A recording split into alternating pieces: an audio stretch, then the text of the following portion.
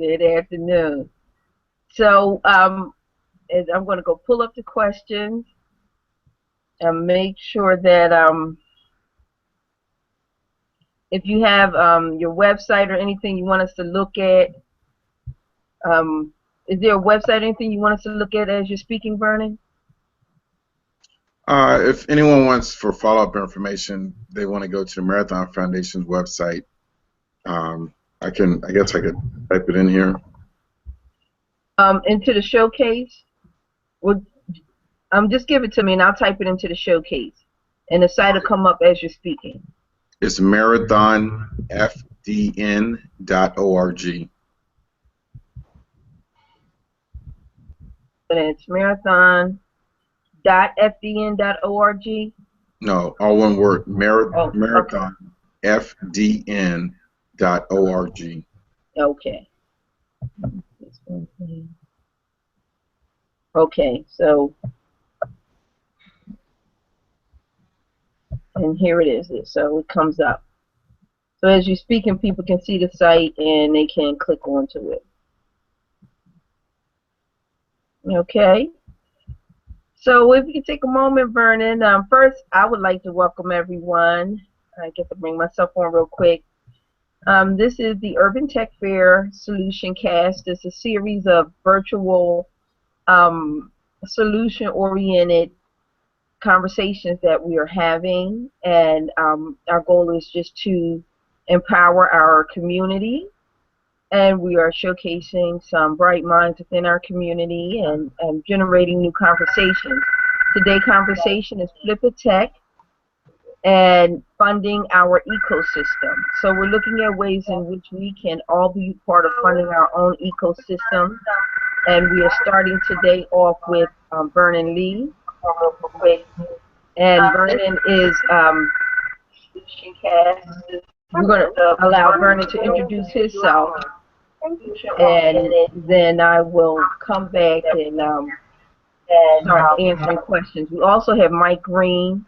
Vernon is going to speak to us today more in regards to financial literacy, venture capital, and Mike is going to speak to inclusive competitiveness. So right now I'm going to bring Vernon on. Mr. Vernon Lee Jr. Hi, Vernon. Can you introduce yourself, please? Hello. Again, thank you for having me. Happy and always look forward to opportunity to share whatever information relates to innovation. Okay, one moment, Vernon. We're getting a slow feedback. We also have Mike Green. Let me see if I can Does someone have the, if you're at the event page, what's going to happen? It may be playing the actual video. I think we're okay now. So go ahead, Vernon. I think the feedback is gone. Okay, how does this sound before I keep going? Is that a little better? Yes, it's fine. Okay. Yeah, I think maybe someone was playing something at the time. So again, I'm happy to be here, happy to share whatever insights that I can as it relates to innovation, entrepreneurship, investing. What are some of the attributes and things that I've seen both as an investor, as a board member, board advisor, as well as chairman of the Marathon Foundation, which is an organization, a nonprofit of the National Association of Investment Companies. The Marathon Foundation was founded with some really basic principles around access to capital, developing talent, with a particular focus on women and minority-owned companies. We have a program called Venture Capital Access Program, or VCAP for short, and the VCAP program provides both coaching, mentoring, and access to capital to one of our key anchor partners, in this particular case, the Harvard Business School Alumni Angels of New York. So we'll be relaunching actually our VCAP Fellows program later this year. So I encourage everyone to continue to go to our website for the Marathon Foundation, in particular for those companies that are early stage, profit, pre-revenues that are looking to angel investment capital as an opportunity for growth. One moment, Vernon. Mike, are you playing the video? Are you at a site where the video is playing? program, or be that for So we're short. starting to get some feedback. But yeah, I've got a lot of feedback. access to capital is one of our key anchor Was the video playing? Because you may want to lower alumni. if the video was also playing. Like it plays on YouTube and it plays. Later this year. So I encourage everyone to Hang on a second. website. Might be an extra window open. Okay, hold on. Okay. Listening to some company. Okay. Alrighty, go ahead, Vernon. We can hear you now. And I was just sort of my background in terms of focus on investment in technology companies, software, entertainment, digital media, and mobile gaming, with particular focus both in the U.S. and China. So I wear two hats: one from the investment business advisory perspective, and secondly through my role as chairman of the Maritime Foundation. Great. Mike, if you would take a moment to introduce yourself, and then we'll start with the questions. Okay, can you hear me now? Yes, sir. I apologize for it.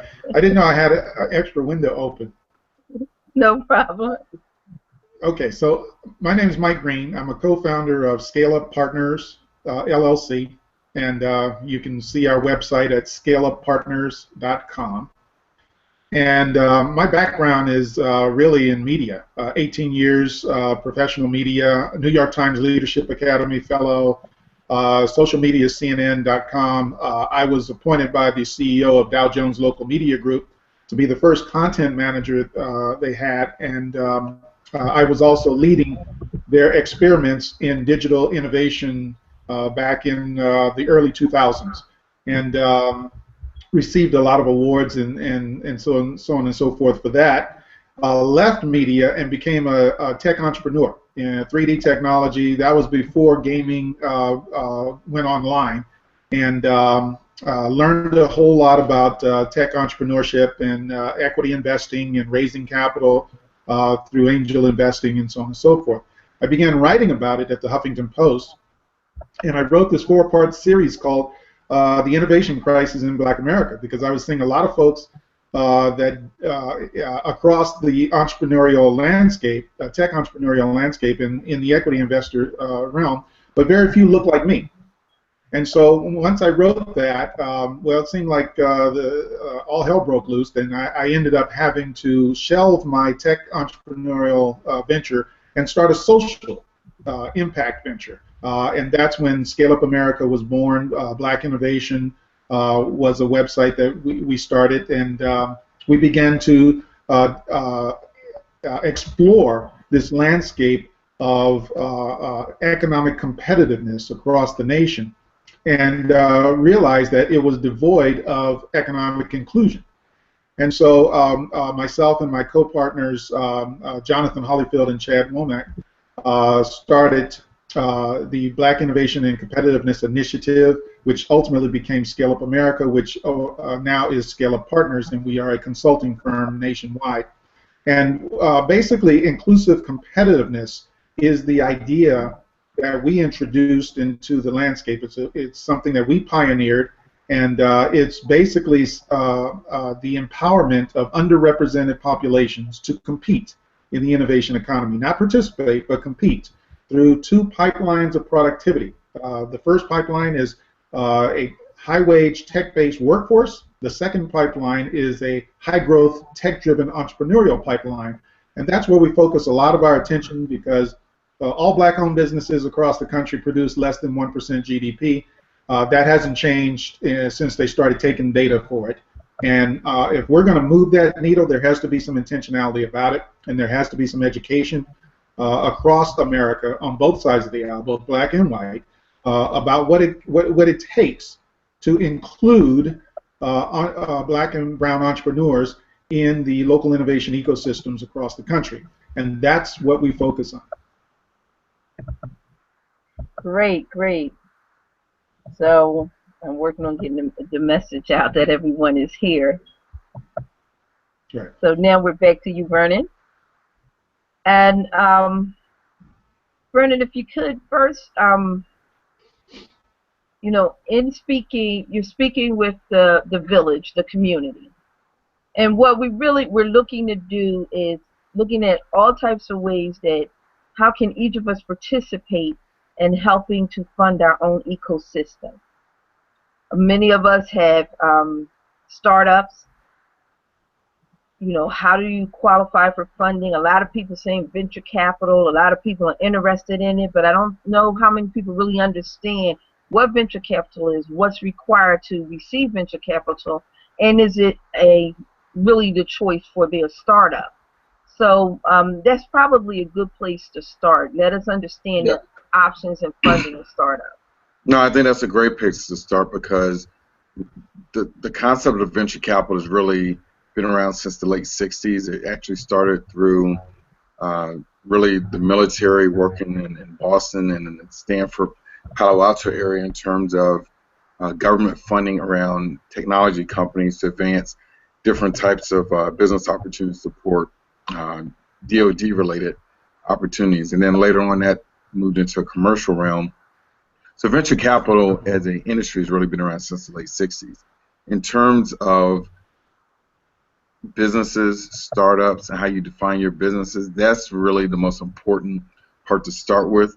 So venture capital as a funding entity is different from debt capital. So oftentimes I think a number of small businesses are typically considered debt capital to fund some of their businesses. And that debt capital is essentially through bank loans. And the difference there is that with a bank loan, and however you typically may securitize that loan or guarantee that loan or whatever assets you may have within your business, is that you start paying back on that loan some aspects of a monthly principal plus interest. With venture capital, you're going to that private equity or that private capital is going to come from a established venture capital firm in most cases. A lot of companies have grown tremendously and been successful. We know a lot of the name brand companies like Facebook and Google and Yahoo and YouTube and many, many others that receive venture capital to really help fund and help accelerate part of that growth from a funding standpoint, with the idea that it's essentially risk capital. And risk capital means that VCs can lose that capital, so there's no necessarily a guarantee that they'll be able to get those funds back, which is why the threshold is so high in terms of being able to secure venture capital funding. And what a lot of small businesses and entrepreneurs need to understand and know, and through coaching and mentoring and a lot of calibration, is that every company, small business, is not a VC type company, which is okay. You can have a very successful small business that may be funded from a number of different ways, but ultimately doesn't necessarily require venture capital as a way to fund your enterprise. So you have to really understand what types of company you have in terms of scale, being significant criteria for a number of VCs, no matter what particular vertical a VC may have a focus on. Secondly, you have to be prepared to give up equity in your company. And I think this concept of equity sharing is something that a lot of small business owners are sometimes intimidated by. Maybe there's a lack of understanding and a sense of loss of control. But the clear baseline is that you are giving up some level of equity. It could be 15%, 20%, 25%, maybe 30% equity of your company, but essentially you're taking on a financial partner who's taking risk in you. Therefore, in return for taking that risk, and that's not necessarily a guarantee on those returns, is based on some equity participation. The other piece that I'll just talk on briefly around venture capital is a more recent phenomenon, I would say, especially in the last 4 years or so, is around angel investing. And the difference between sort of angel investors and VCs is that angel investors are going to be high net worth individuals. There may be successful entrepreneurs. There could be retired executives, individuals that either individually or collectively are pulling their capital together to make investments in early stage companies. That process in terms of due diligence and some aspects of that is precedes a venture capital round. So, briefly, if we were to look at a continuum of potential investment opportunities to fund your startup, you would start with friends and family, whether that's $1,000 or $100,000 to initially build up your prototype. Then you would go out for additional funding once you've got a prototype to further develop whatever that opportunity is through angel investing. And we could talk about that a little bit more in terms of the type of angel investors that are out there. And then beyond that, you would look at venture capital funding, where it's a much more rigorous process in terms of due diligence, the partnership that you're bringing to an individual, the fact that those VCs would also take a board seat on your company as well. So there are some other nuances that are associated with that. Vernon? Yes. Okay. We did lose a little streaming for a moment. We went down and we rebooted. So, okay, we're back. So,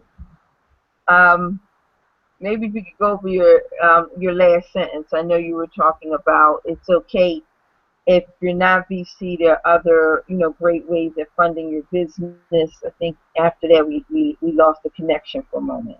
Yeah, essentially, just to recap, is that there's debt capital, which is a typical bank loan, which you have to pay back on a monthly basis. Yeah. If you're an early stage company without any revenues, it makes it a little difficult sometimes to be able to pay out some type of principal and interest. Whereas with venture capital, it's private equity from companies that are taking risk and may not see that return because there's no guarantee, obviously, that there will be a return on that investment.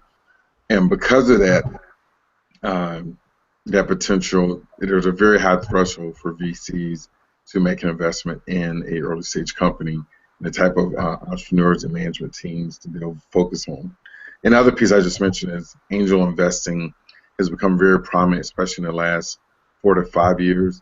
And that amount of capital from angel investors across the country has increased significantly through local alumni organizations, incubators, accelerators, that I'm finding and seeing are very, very valid avenues to funding that really precede venture capital. Okay. Angel investors precede venture capital. I'm also taking notes. So now, what does it require? Our last one, we did Lessons from the Hat Graveyard, where Bonnie Sandy talked about, moving from an actual idea to a full-fledged business. So what does it talk about? A lot of people looking at angel investors and venture capital. What is venture capitalists looking for? Where does a business need to be at what stage before they will even consider? And what are they actually looking for in return as far as ownership within the business? So a big piece from a venture capital standpoint is, what problem are you trying to solve? I mean, it really starts with that really basic mindset of, what problem are you trying to solve with your product or service or whatever it is that this idea that you have. The other piece is, what market acceptance exists for your product. So have you gotten to a point where you've developed some type of prototype that proves at some level that there's some market acceptance, or is this just an idea? I mean, so it can't be a VC-ready deal is not one where it's just an idea. You have to have demonstrated some type of traction, improve revenue in a lot of cases is actually okay, but then you have to have either demonstrated successfully several clients, commitment where they've agreed to do a pilot, and you've got some analytics to back up part of your thesis for the problem that you're solving. Now, ultimately, the management team. And does that management team, because most companies are going to pivot from time to time in terms of what their original business model is. I mean, Twitter is a great example of that, where their initial founders pivoted from their initial concept. Snapchat, same thing.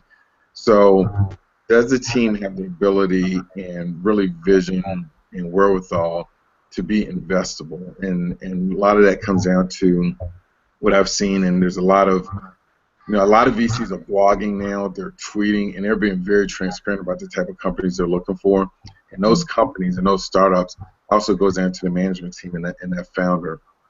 The last piece I would say in terms of being VC ready is that if you're a non-technical founder of your company, it's going to be a challenge for you. Not impossible, but it will be a challenge, because oftentimes when you look at sort of a competitive advantage for whatever it is your idea or you're working on, is do you have the technical ability to be different or provide some type of competitive difference? And that could be through whether you're doing mobile apps, whether you're doing software, some other technology.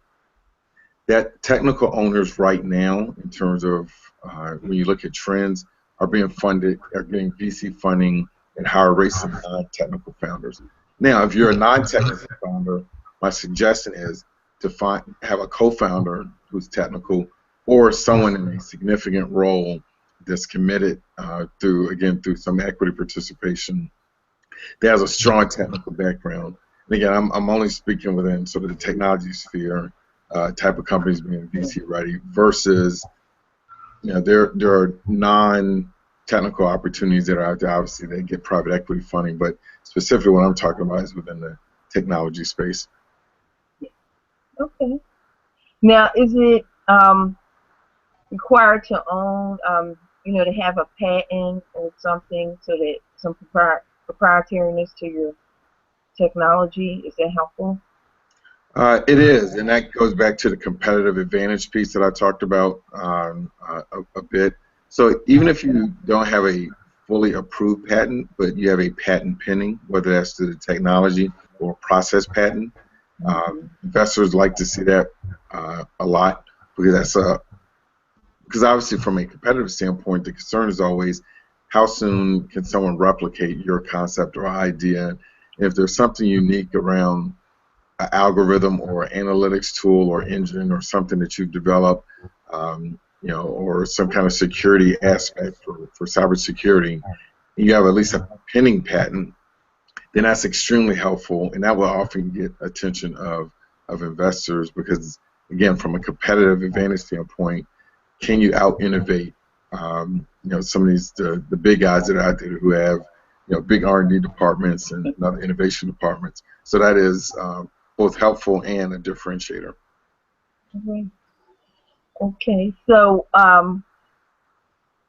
what would be, right now, what would be your suggestion for startup tech companies?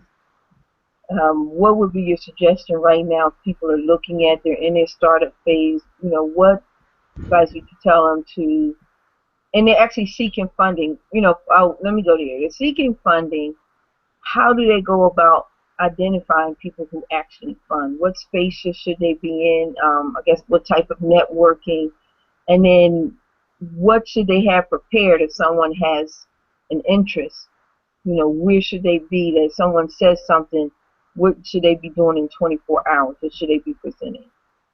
Yeah, again, good question. So the networking piece that you just hit on is, I can't overemphasize the necessary and need to network. There's so many both local, state, and federal programs right now around funding of business plan competitions and grants. I happen to be a judge for the state of Maryland's Invest Maryland Challenge, which is a 3-year program that awards about $400,000 in cash, which in addition to a bunch of other professional services. But these are happening everywhere. I mean, and I tend to track a lot of, in reading in some of these areas. So there's a lot of even your local municipality about grant programs that could be funding. The other piece is friends and family. So within the sort of private equity world, and it's very important that anyone who's a startup and you're trying to figure out the language, to speak VC language or private equity language, is it always starts with F&F, friends and family. And as I mentioned briefly earlier, that whether that's $1,000 or $10,000 or $100,000, the ability that you're going out and asking, whether it's your aunt or your parents or cousins or former coworkers or members of your fraternity, sorority, whatever it is, your ability to pitch and get someone committed to investing in your idea and concept is absolutely critical, and it has to start with friends and family. Now, as an investor also, we care about skin in the game. So what have you done individually, either, again, 5%, 10%, 1%, whatever the case is. But as an entrepreneur, if you don't have any skin in the game, that's going to put you at a disadvantage. And again, a lot of small businesses are going to think, or entrepreneurs, that, well, I'm trying to start this business, but I don't have the capital to put in it, so I'm stuck. And that part is not, this is why this is not for the faint of heart. Entrepreneurship is not easy. It can be extremely rewarding. It could be, it's going to be stressful most of the time, but it has to start with that commitment and your ability to be creative and try and put some skin in the game. Again, even if it's $1,000, $10,000, but you as an individual, as an entrepreneur and founder, have to put some skin in the game. So it starts with both that, the friends and family round, and then ultimately, as you're looking through this path for funding, gets to angel investors. And so I'm pretty high on angel investors versus VCs at the moment for a number of companies, because the amount of capital that's increasing. I think I read something just in the last day or two that 90+% of early stage companies were funded by angel investors. And so there's a ton of them out there. So depending where you live, if you're in Silicon Valley or Palo Alto, whether you're in New York or Washington, D.C. or L.A., Cleveland, Detroit, wherever you are, they're angel investors, and they're not hiding. It's just a matter of doing a little research in your local community. I'm finding that a number of universities are creating angel investment groups. For example, University of Maryland has the Dingman Center. I'm seeing a lot of university alumni groups and local chapters are creating angel investment groups. As I mentioned in some of my earlier comments, with the Venture Capital Access Program, one of our angel partners is the Harvard Business School Alumni Angels of New York, that have been a tremendous partner in terms of what we're trying to do in increasing access to capital for women-owned and minority-owned companies. But they're out there. Keiretsu Forum is another one that's very robust in terms of, it's a high threshold, again, to get in front of them. But there's there are a number of women angel groups out there, and all this stuff is public. I mean, they're not hiding or anything like that. So I think a lot of times everyone hears venture capital and it sounds cool, it sounds interesting, and Silicon Valley is doing some tremendous things there. But my suggestion to a number of entrepreneurs is to really look at angel investors, both individuals and collective groups that are investing in these type of companies. Okay, so now you were talking about the groups of angel investors. So I guess that would be a great avenue for those of us within the community who may not necessarily have a business, we may not be a startup, but we're still part of the community. Because one thing with the Urban Tech Fair, our focus is it's a family affair. It can't just be the tech community, because the tech community lives within the kinship community. And you can't get all technical and go back and ask for support when people don't understand what you're talking about, your language and the importance of it. So we all need to be included. And there are people that want to help, but they don't know how. How can I help? How do we create pools of funding? So I guess these angel investment groups, that would be a good option for people in the community to come together, to pool funds together, to be able to support other companies. Yeah, businesses. That's exactly right, and that is not a new concept. I mean, it's just a matter of it's been lost, I would say, in translation, perhaps over the years. For example, I'm originally from Hampton, Virginia. My father and some of his friends had an investment club, which is basically our angel investors. I mean, they would meet and they all committed to, they would put, I can't remember the exact number, but they all collectively, these 10 guys, put $25 a month. It was, they had to make a decision, either maybe they weren't going to eat out, or maybe they weren't going to buy that new shirt or that new tie or whatever the case is, but they committed to putting about $25 a month to pull together that capital to make investments in local businesses. And that had nothing to do with tech at all, but just as an investment club. And that concept is not new at all. It's just a matter of, I think, re-emphasizing that for people within the community and driving that concept and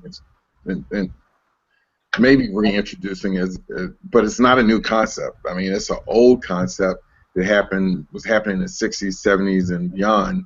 It's just a matter of, are you as a group of like-minded individuals willing to make a commitment to, again, it doesn't have to be big, huge dollars, that, you get 9 other people together and we're going to save $50 a month, and at the end of the year we're going to pull all that capital together and we're going to now make maybe 1 investment a year or 2 investments a year, and that's very doable.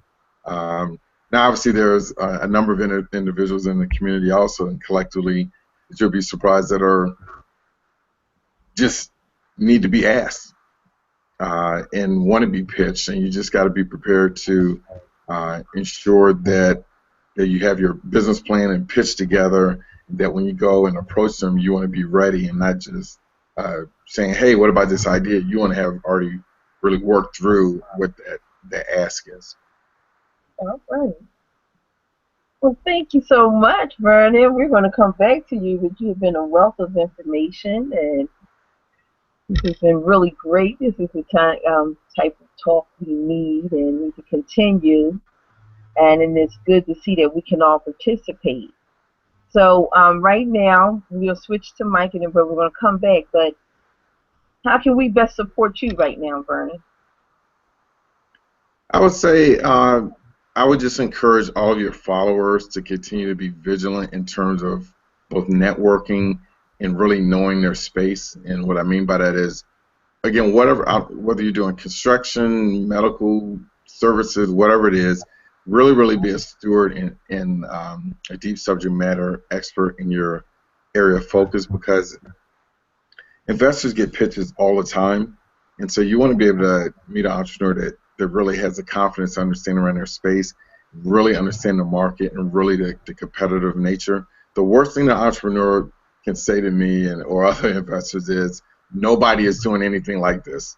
That is the worst thing you can say, because somebody somewhere is doing something like that. It may not be exactly the same way, but that just shows a lack of understanding around the marketplace. And again, for investors that are seeing, probably 10 deals a week and trying to sort through those, it's a large volume. So I would say continue to encourage your followers on the go forward to really know their space, really understand the market, and then educate themselves around the language. As I mentioned before, whether there are so many VCs and investors and they're blogging and tweeting, and they're telling you the formula that this is what they're looking for, how they're looking for it, and it's all there, and it's very different from where it was a couple of years ago.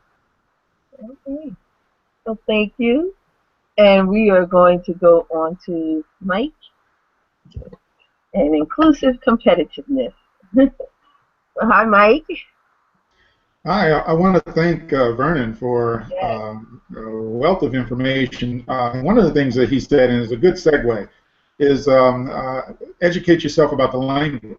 And one of the first things we do at Scale Up Partners is our #1 goal is to change the economic narrative. Because among underrepresented populations, we find that there is just a challenge in understanding the language of the innovation economy, the language that Vernon was talking about with angels and VCs and the difference between the two. And you never got into the return on investment 10 to 20 times, the scalable enterprises, understanding your industry that you're getting into, and developing a team that can actually produce a minimal viable product, that can actually have market validation and understand what market penetration is, and understand what investors are looking for, and put together a pitch deck that talks about the problem, the solution, and the competitive advantage, and all the various different things that investors are going to look for, and in particular, what's your exit strategy? Because investors are looking for that. Obviously, they're not. I mean, they want you to make money, But while you're making money, they're not extracting that money from the business. But when you get ready to sell that business, the valuation of the business on the open market is going to determine the ROI for the investor. So they're looking for a lot of different things that if you don't know the language, you're going to be lost. So that's the first thing that we concentrate on, is understanding and changing the economic narrative around what the innovation economy is, what local innovation ecosystems are. We tend to think of our innovation ecosystem as entrepreneurs and investors. Yes, that's true, but it's also the education sector. It's also your business incubators and accelerators. It's all the people that bring people together for meetups and networking and workshops and all your various different competitions and challenges. That whole cottage industry that actually brings everybody together, that's part of your ecosystem. Your policymakers, what they do has a big impact on what the investors, or whether or not they have confidence in putting their money out there, and so on and so forth. So there's a lot of different folks that are part of this ecosystem. I don't want to bore you with the widespread number of different types of people that are in this ecosystem, but we do teach that type of understanding of the local innovation ecosystem so that people have a better understanding of it overall. And at the same time, we want to connect economically disconnected communities, because the capitalist system was built upon a system of exclusive competitiveness. So when I say exclusive competitiveness, I'm talking about black and brown folks were excluded from a lot of opportunity. And so as Vernon said, around the 60s, when you started changing the economic system into somewhat of a more of a buying and selling of businesses through venture capital, so you scale those businesses very quickly, and then they are either they are sold off through mergers and acquisitions, or they go IPO, initial public offering. But that explosive growth is something that's relatively new in the past 50, 60 years. And it requires a real ecosystem for it to be robust. In Silicon Valley and Boston, so those are like your first movers, and now you've got some of the Midwest cities that are some of your second movers, and you've got like Seattle and Austin. These are some of your second movers. Your third mover really is what we call inclusive competitiveness. In other words, you've got a changing demographic in our country, whereas black and brown folks are going to be 42%, they're going to represent 42% of the United States population by mid-century. So you've got to get more productivity out of them, and not just in the workforce, but actually as job creators. The good news is that the highest rate of entrepreneurial growth is in black and brown communities, at 60 and 44% respectively, versus an overall average of 18% nationwide. So we are no strangers to entrepreneurship. The problem is that we lack the resources. Vernon talked about friends and family. That's the first place you got to go. You've got to dig in your own pockets. You've got to invest in your own entrepreneurial enterprise. But you also have to be able to recruit a team around you. You have to get other people that are willing to actually invest in you from your network. And our networks are typically places where we live, places where we go to school, and so places where we work. And so if we're not surrounding ourselves with the types of people that are capable of investing in these ideas, even at small amounts, then that's going to be a challenge. So one, we're not strangers to entrepreneurship. Two, we're not strangers to risk, and we're certainly creative and innovative. But we are disconnected from a lot of the opportunities for investment. And so there are a lot of things that we just don't know about, and that could help us, such as SBIR, STTR. SBIR is Small Business Innovation Research, STTR is Tech Transfer. And these are opportunities for government which to invest in small startups, small businesses, where if you have a good idea, the government will pay you $100,000 to test out your idea. If you're connected to a university, and that's tech transfer, the same thing can apply. They give away, the government, in a competitive sense, gives away $2.5 billion worth of investment in small businesses every year through SBIR, STTR. So these are types of alternative ways of getting funding. Of course, there's crowdfunding. There's also peer-to-peer. I think Vernon touched on this a little bit, but there specifically, if you look at like Pipeline Fellowship, my friend Natalia Oberti Noguera, she went out and in about 2011 started this basically a peer-to-peer education of how to become an angel investor for women and minorities. And so she's exploded across the nation. She's in multiple cities. And if you go to pipelinefellowship.com, you'll see there she is focused primarily on women-owned businesses, but a lot of minority-owned businesses are things that they invest in. And they invested, at small amounts, $25,000, $50,000. And one of the wonderful things about it is that they just got their first exit. So their first successful exit, and that's, of course, you scale the business and someone buys the business at a multiple rate of return. And so that's exciting for them, and it shows that the system works. But at the end of the day, we do have to educate ourselves, but we have to overcome the aversion to risk-taking. We have to be willing to invest in ourselves, even in our own communities. There are young people in schools, there are young people in our communities that have great ideas, and if we have a way to educate them, to connect them with the capital resources that they need and the mentoring that they need, we're going to find ourselves creating an ecosystem from the ground up. But at the same time, we don't want to be disconnected from the existing ecosystem, so we need to know wherever we live, what does our local innovation ecosystem look like? How do we plug into it? Where are the entry points? And this is something that our organization actually specializes in. Oh, great. Thanks, Mike. Another good wealth of information.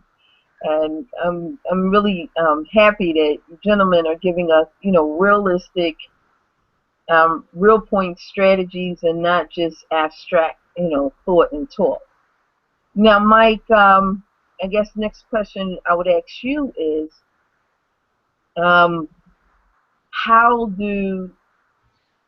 first, how can people support you? I know you've given us a couple website of resources, but is there any way we as a community can support you, or do you have a website where we can learn more about Scale Up? Yes, you can go to scaleuppartners.com. And one of the things that you'll find there right on the front page is that we had a breakthrough last year where the state of Ohio, for the first time in the history of the United States, a statewide policy of economic inclusion was adopted. And the Ohio Board of Regents adopted our 72-page policy that we actually wrote. I co-wrote it with Jonathan Hollyfield, who is the visionary architect behind Inclusive Competitiveness. He's a former NFL player, and he knows a little bit about competitiveness on a number of different levels. But they adopted full-scale inclusive competitiveness as a statewide policy that they're going to inculcate in all of their educational systems of higher education. And the reason is because they want to begin a process whereby the underrepresented populations in Ohio are grafted into their economic ecosystem, their innovation ecosystem.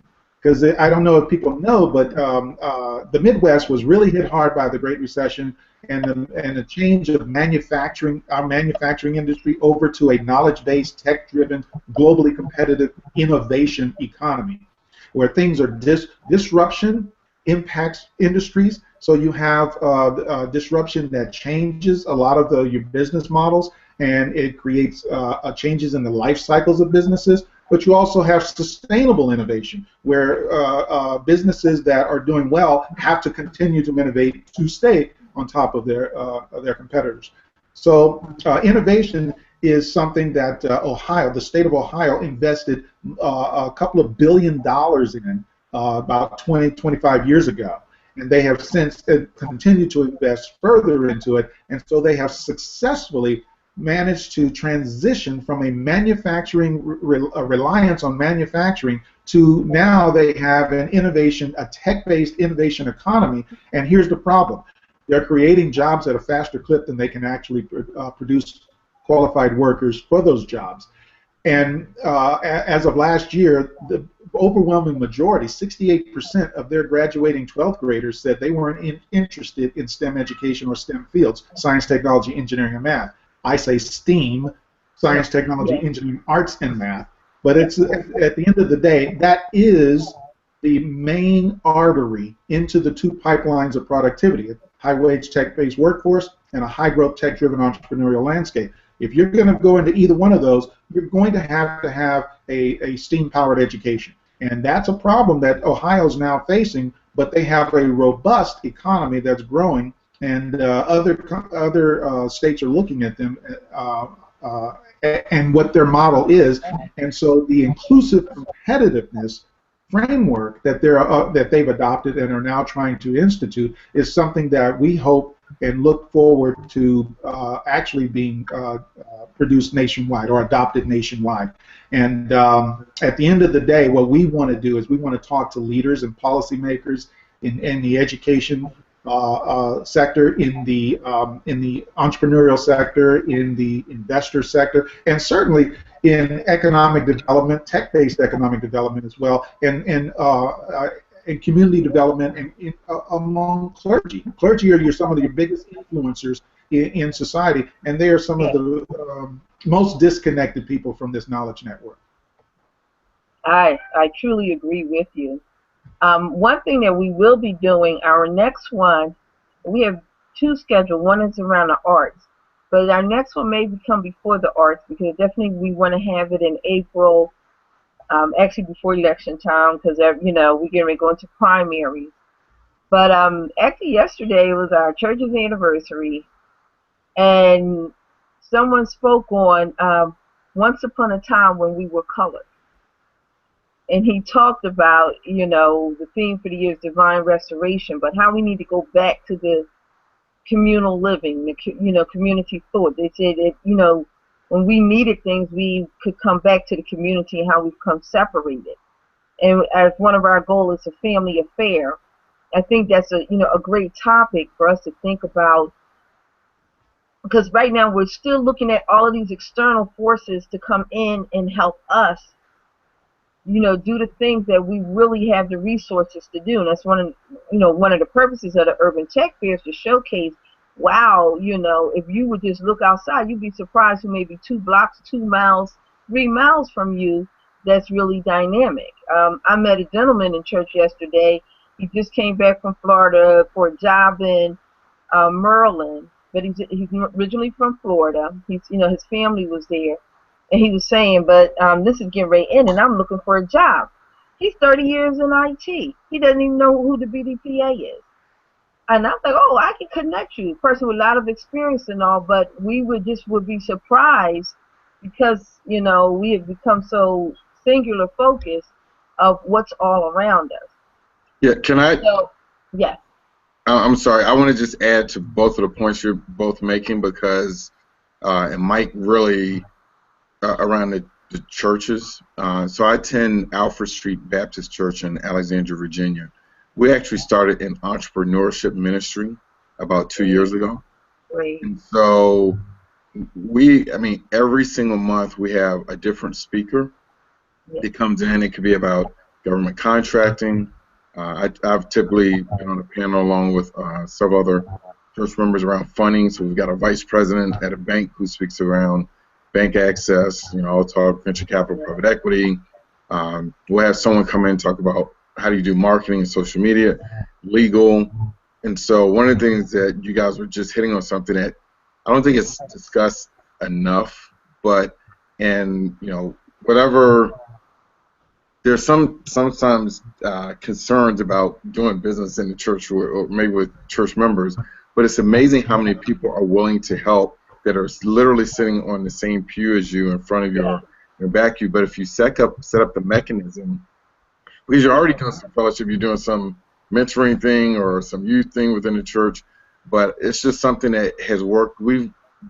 we've had a lot of success with our entrepreneurship ministry within our church, and there are so many successful entrepreneurs who've had exits, which Mike talked about and really emphasized, which I'm glad he mentioned, that have had tremendous exits, and they're retired now, and they have money to invest. So that's one thing that, in terms of dialogue as you go forward, Jacqueline, and with Jim and with Urban Tech Fairs, that needs to be explored and discussed even more, because that is one, again, this is Vernon's view, one place that people all come together no matter what your class is, whether you know how many degrees you have or not have, but everyone comes together under that same auspice, a kind of commonality, because we're not necessarily all in the same neighborhoods anymore. We're not necessarily all going to a lot of the same schools, and so that's been, there's diversity within that, which has been good and somewhat of a challenge also, but being able to see those coaches and mentors. Certainly, I just want to emphasize that because both of you were starting to go down that path, and I want to give a real live example. We just had our first business plan competition a couple of months ago, but again, it's open. There had to be a lot of trust also with the trustees and pastors. But anyway, that's something that it's a real live example that's working, and both of you guys just talked about something in the avenue that I think is very viable. Well, you are very correct, and thank you for sharing that, because it definitely gives us some hope that they're out there. And you're true. Everybody comes together and they're on different levels, and it doesn't matter what type of church or spiritual fellowship and all you do. It is a place, like you said, where people in the community come together. And at one time, churches or synagogues or masjid played a major role in the overall education of the community. And I think we've gotten away from that. But when we do this segment, once upon a time when we were colored, we will have legislative people as well as people from various faiths. We want to try to find representatives from different parts of the community to be part of this discussion. And so now I'm going to come back to Mike, because I was just sharing that with him, because what Mike is looking to do is to come into our community and present to this diverse group of stakeholders in the community a strategy. So you go ahead with it, Mike. Yes, because at the end of the day, the innovation ecosystem, wherever you go, whether you go to Boston, whether you go to Silicon Valley, whether you go to Austin, Seattle, it doesn't matter where you go, they didn't magically happen by themselves. They didn't organically happen. There was planning behind it. There was strategy behind it. There was investment behind it, and it took years. And those things were developed. So when you start talking about regional economic competitiveness, and that's the term that they use, regional economic clusters, innovation ecosystems, economic competitiveness. The World Economic Forum has a global competitiveness rankings. We don't use the term competitiveness enough in our community, and we don't have an economic competitiveness strategy. And yet, if you go to any of the 540 regional development organizations in the country, they cover the metropolitan statistical areas, MSAs, of pretty much all your major cities. Your regional development organization has a comprehensive economic development strategies plan. It's looking 5 years out at a minimum, and it's telling you, it's forecasting what the economic environment is going to look like, where your job growth is going to be, where your job opportunities, where your entrepreneurial opportunities are going to be, what industries are growing, what industries are stagnant, what your education looks like, whether you have a brain drain or you have talent that you're poaching from other places, and what your corporate structure looks like in your region. Your comprehensive economic development strategies plan tells you so much about your community and about your economic opportunities. And when you look at all of them uniformly across the nation, you do not see black and brown people anywhere in those plans. So if we're not involved in the strategy around the economic competitiveness goals of our communities, we're not involved in the productivity plans in our community, what we're doing is we're basically being impacted by the strategies and plans that have been invested and executed, and then we come after the fact, and sometimes years after the fact, wondering where are we. And the reality is that we haven't even read the plans. Everyone should have read their Comprehensive Economic Development Strategies plan, no matter where you live. There's an organization called the National Association of Development Organizations, NADO, NADO.org, and they have a map. And you find your place on that map, and you go down, zoom in, and you will find the regional development organization that has your Comprehensive Economic Development Strategies plan in your region. And for some reason, our schools, our higher education institutions, whether they be HBCUs or predominantly white universities, or whether they're community colleges, or even they're just vocational schools, what have you, they are not teaching this. We are not reading those plans. We're not engaged in them. You take Atlanta, I'll give you an example. Atlanta, the Atlanta Regional Commission spent 2 years with more than 90 different business owners and policymakers and educational institutions like Emory and Georgia Tech. They were all involved in creating this plan. But Morehouse wasn't there. Clark Atlanta wasn't there. Spelman wasn't there. Your HBCUs weren't involved in this. Your CBC, your Congressional Black Caucus, were not involved in this. Your elected leaders were not involved in creating these economic development strategies plans. We have to be involved in our own future. So that's one of the things we can do, is learn what's happening in our own community and actually get involved in it and be a part of it, be part of that structure. The other thing is we need to know what's happening around us. For example, in Seattle, Trish DeZico, she's a black woman who was one of the first hires at Microsoft. When she retired, she started the Technology Access Foundation, and she located this beautifully LEED certified building in a park-like setting right across from low-income housing. She deliberately did that so that those kids could come right across the street. And what she does is she has summer programs and after-school programs with robotics, game coding, maker spaces, and all these various different STEAM-powered and STEAM-oriented activities that are fun, that teach the kids, that expose them to innovation and expose them to a variety of different types of talent that they're going to need. And she also started the Technology Access Foundation Academy, which is a public school, so that they can go to it, and it's all around STEM education, and it's project-based learning, outcome-based learning. And because she's so successful with these kids, that the general public school has asked her to train their teachers. Now, we don't know very many people. We don't have a whole lot of knowledge about Trish DeZico, even in the Seattle area where she's located, much less around the country. But we need to have a framework and a network, a robust network of sharing this type of information, if not a media platform that shares this type of information of our successes. When Bill Gates stepped down from his chair as chairman of the board of Microsoft, the company that he founded, it was John Thompson, a graduate of FAMU, Florida A&M University at HBCU, that took his place. But do we know that as black and brown kids? Do we know all of the successes that we have, even in Silicon Valley? Silicon Valley is filled with black people that are successful. I'm sure that Vernon knows about Andreessen Horowitz. It's an iconic investment firm. Well, the mentor to Ben Horowitz is Ken Coleman. He's a special advisor. He's a black man, special advisor to Andreessen Horowitz. And you have the KPOR the KPOR Center for Social Impact, which was in San Francisco. It moved to Oakland specifically to target black and brown populations, and they hired the former NAACP president, Ben Jealous.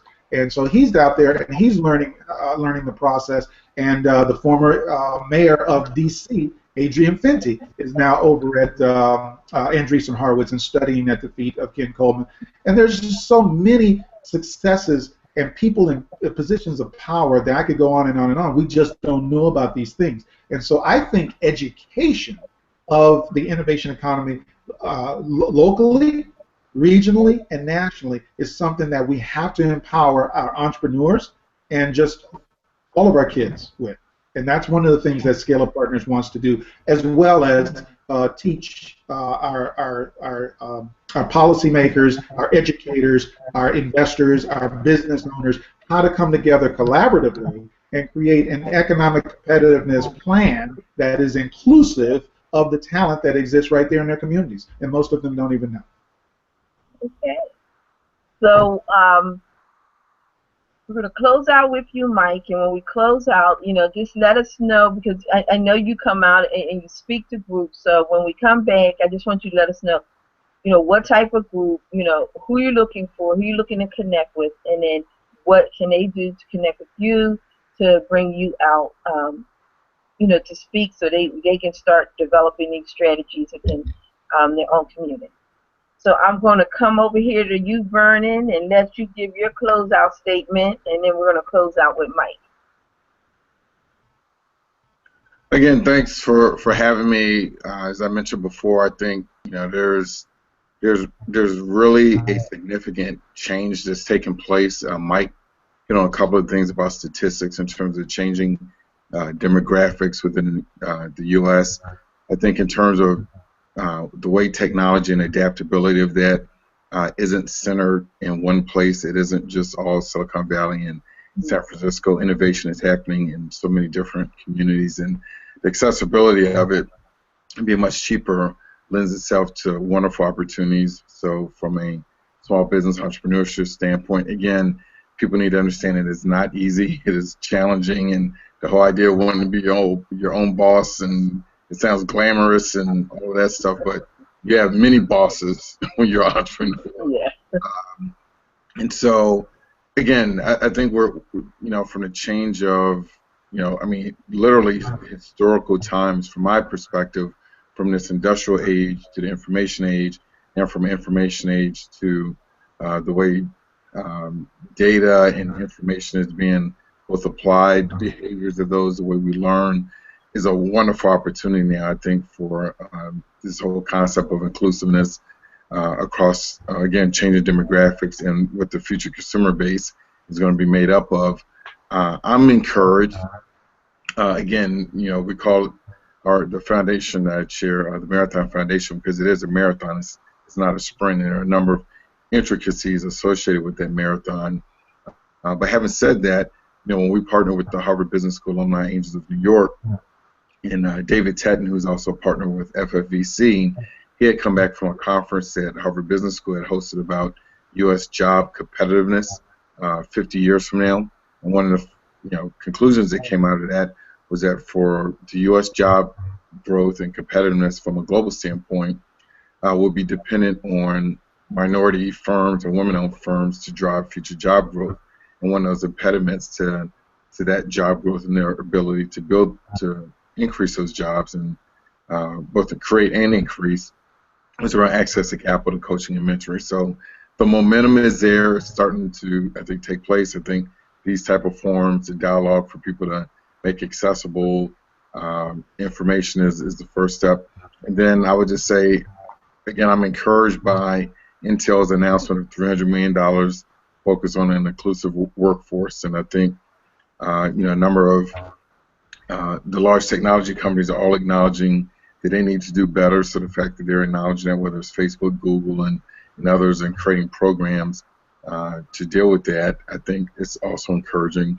And then even more recently, the National Venture Capital Association itself created and announced just in the last month or just a couple of months around a diversity task force. And that diversity task force is around both increasing the number of investors that are women and minority-owned, minority backgrounds, diverse backgrounds, and black and brown people, in addition to the entrepreneurs. So if you have more investors that have a predisposition to understand some of those businesses from an investment standpoint, those backgrounds are recognizing talent, they've created a task force to look at that and what they could do as an association. I recently met with them a few weeks ago, and I was pleased about our discussions and potential partnerships, and the fact that they're asking and open to their dialogue on ways to improve that. So ultimately, I guess final message is that entrepreneurship and job creation is, a wonderful opportunity, but it's hard, it's difficult.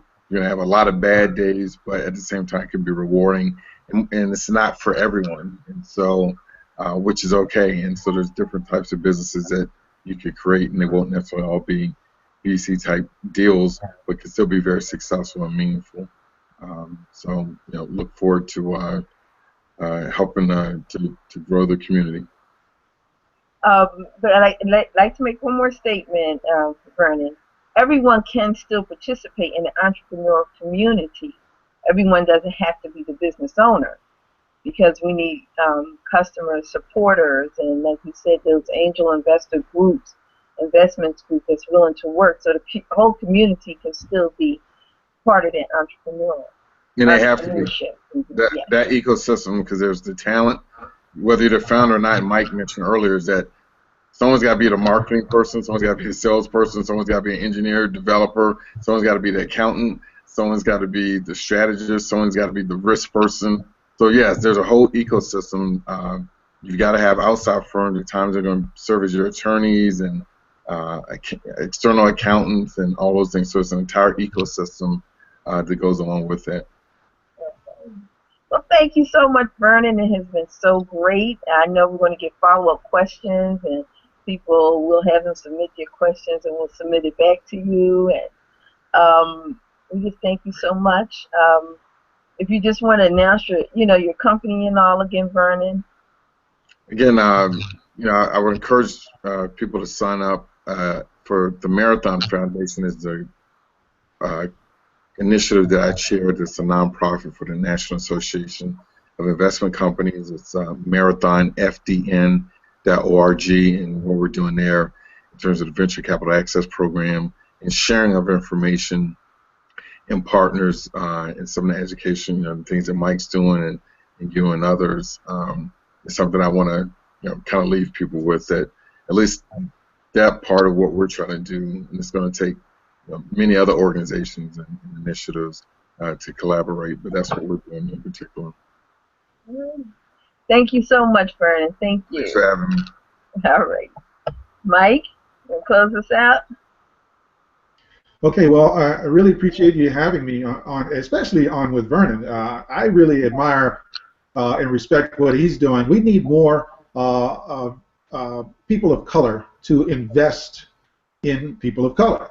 And so, the venture capital landscape is, they invest in scalable enterprises, but we don't start with scalable enterprises. We start with the idea and the team and the seed funding, and we start at the angel space.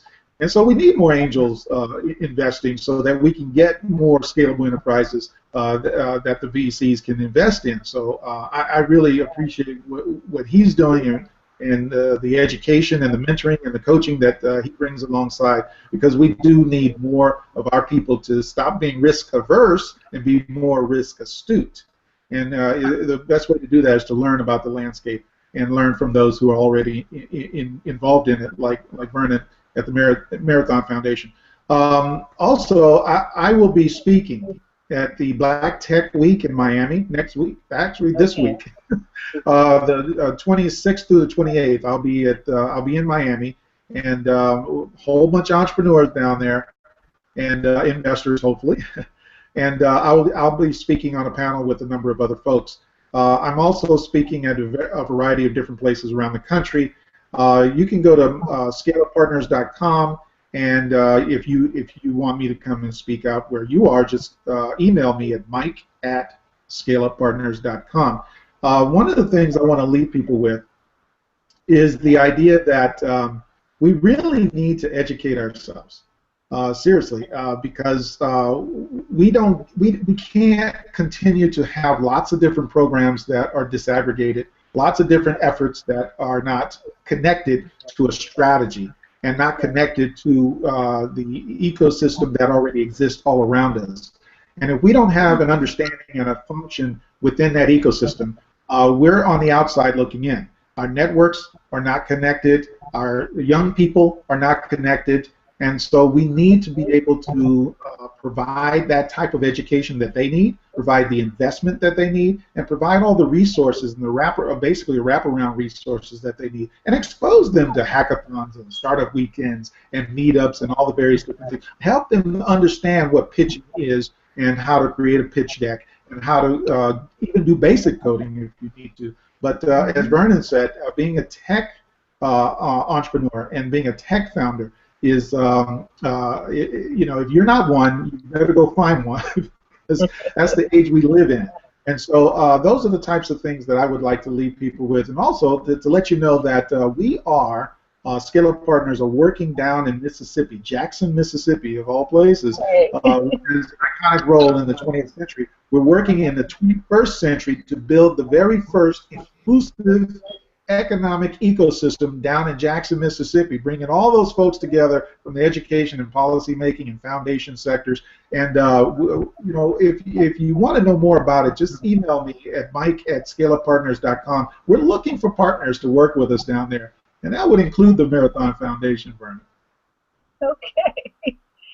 Wow, that is great. That's great. That's great. So some exciting things coming, and I think one of the key out of this is what you said, Mike.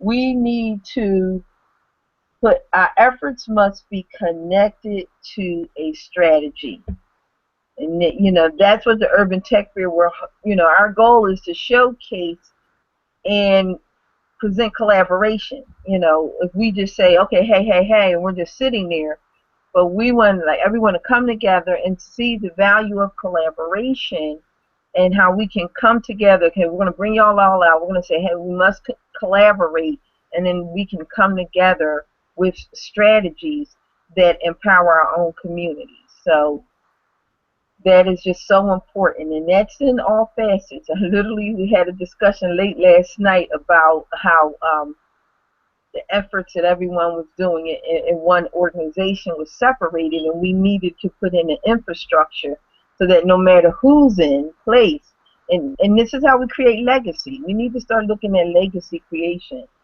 We don't think in legacy terms. And so I definitely agree. I thank both of you, Vernon Lee Jr. and Mike Green. And also, everybody, we know we can support Mike Green by going over to Huffington Post. When you see him, he's also a journalist. When you see him write an article, like it, share it. That's another important space. We need to like and share. We need to have 1 million billion views for our own people. We need to learn how to push each other. So I thank everyone. This has been Flipper Tech, funding our ecosystem, and I know we'll be back with more discussion. But everybody have a great day, a wonderful week. Keep it black. All righty. Enjoy your day. Thank you. Bye.